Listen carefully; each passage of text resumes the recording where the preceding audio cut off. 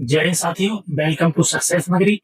जैसा कि हम आपको मॉडर्न हिस्ट्री पढ़ा रहे थे, तो उसमें हमारा फर्स्ट चैप्टर चल रहा था भारत में यूरोपियन कंपनियों का आगमन, और जिसके अंदर हमने मेरे बच्चे पुर्तगाली कंपनी पढ़ा दी थी। तो नेक्स्ट हमारी जो कंपनी आई थी बच्चे, वो आई थी Dutch east India company.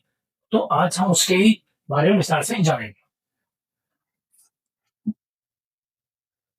Dutch east India company पहले इस नाम से नहीं थी।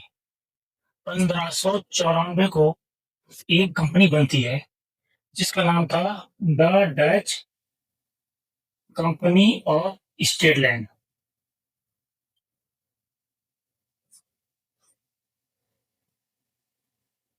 इस कंपनी का मुख्य उद्देश्य मेरे बच्चे यही था कि भारत आने जाने का रास्ता क्या है, कितना खर्चा आएगा और कितना लाभ होगा।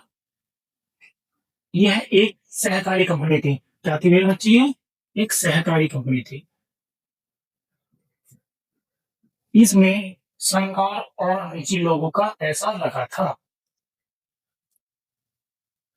जब इसकी अध्यक्षता एडमिरल जैकब जी कर रहे थे, तो वो इंडोनेशिया पहुंचे और वहां पे जो माल लेकर के आए थे, उस पर इनको 400% का लाभ हुआ। इसके बाद यह कंपनी बनी और इसका नाम पड़ा मेरे बच्चे यूनाइटेड कंपनी। United company. आगे चलते यही company Dutch east India company बनती है। और 1602 में इन्होंने अपनी पहली फैक्ट्री खोली मसूलीपट्टनम। कहाँ खोली मेरे बच्चे? मसूलीपट्टनम में। इनकी और भी कुछ कंपनियां ही, यानी और भी इनकी फैक्ट्रियां थी जो उन्होंने खोली। तो मैं इसको एक चार्ट के फिल्म बनाऊंगा, देखना।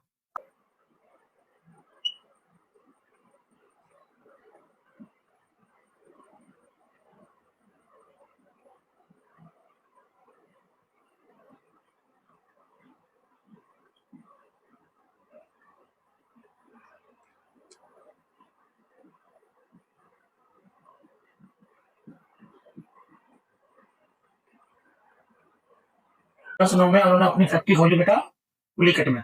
कहा खोली मेरे बच्चे? पुलिकट। दूसरी खोली बच्चे सूरत के में। तीसरी खोली गाले। गाले पड़ता है कहाँ बेटा? श्रीलंका में। और 1641 में उन्होंने कंपनी खोली, वो खोली थी भीम मुनि पट्टनम में। भीम मुनि पट्टनम। 1645 में इन्होंने अपनी फैक्ट्री खोली कराईकल में। कहाँ खोली मेरे बच्चे? कराईकल। 1653 में इन्होंने अपनी फैक्ट्री खोली चिंसोरा में। कहाँ खोली? चिंसोरा पड़ता है बंगाल में। 1658 में इन्होंने अपनी फैक्ट्री खोली मुर्शिदाबाद और कासिम बाजार।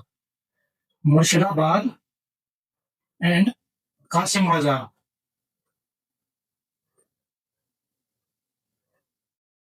1658 में ही इन्होंने अपनी एक फैक्ट्री खोली नागपट्टनम में। और 1663 को इन्होंने अपनी कंपनी खोली कोचीन में। कहाँ खोली मेरे बच्चे? कोचीन में। तो ये डच ईस्ट इंडिया कंपनी की फैक्ट्रियां थी जो इन्होंने अलग अलग जगह पर खोली थी। इसको इरेज कर देता हूं और थोड़ा आगे बढ़ते हैं।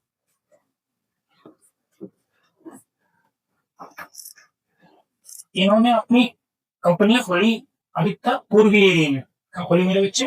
पूर्वी क्षेत्र में। क्यों खोली? उसका कोई ना कोई कारण रहा होगा। पहली बात, इधर पुर्तगाली ज्यादा सक्रिय नहीं थे। दूसरी बात, बंगाल से कपड़ा आसानी से मिल जाता था। तीसरी, दक्षिण पूर्वी एशियाई देशों की ओर इनका ध्यान ज्यादा था। तो इनके ये कारण थे। 1670 तक आते आते यह कंपनी सबसे अमीर कंपनी बन गई। इसी दौरान फ्रांस और इंग्लैंड की मौजूदगी के कारण इनकी स्थिति भारत में बराबर रही। इधर त्रावणकोर के राजा मार्तंड वर्मा। कौन मेरे बच्चे? मार्तंड वर्मा। मार्तंड वर्मा वर्मा थे। ये उस इलाके पर कब्जा करते जा रहे थे जहां पर डचों ने अपनी फैक्ट्रियां खोली थी। और इन्होंने कहा हमको आप अधिक कर दीजिए, क्या दीजिए मेरे बच्चे, अधिक कर दीजिए। इसी बात को लेकर डचों और मार्तन बर्मा के बीच माहौल गरमाया और एक युद्ध होता है जिसका नाम था कोलाचल का युद्ध। कोलाचल का युद्ध, जिसमें डचों की बहुत बुरी तरह से हार होती है। डचों ने कर देना स्वीकार किया। होता है जब डचों का इतना बड़ा हाल हो गया था और डच परेशान थे, तो इन्होंने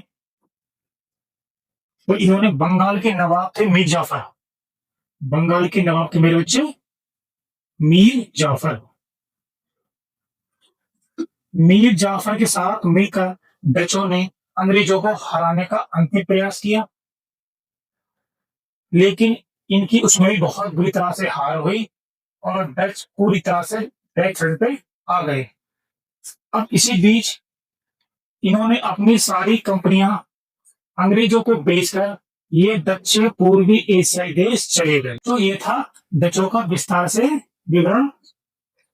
अब हम आगे आपको पढ़ाएंगे ब्रिटिश ईस्ट इंडिया कंपनी के बारे में। तो मिलते हैं नेक्स्ट वीडियो में, जब तक के लिए जय हिंद जय भारत।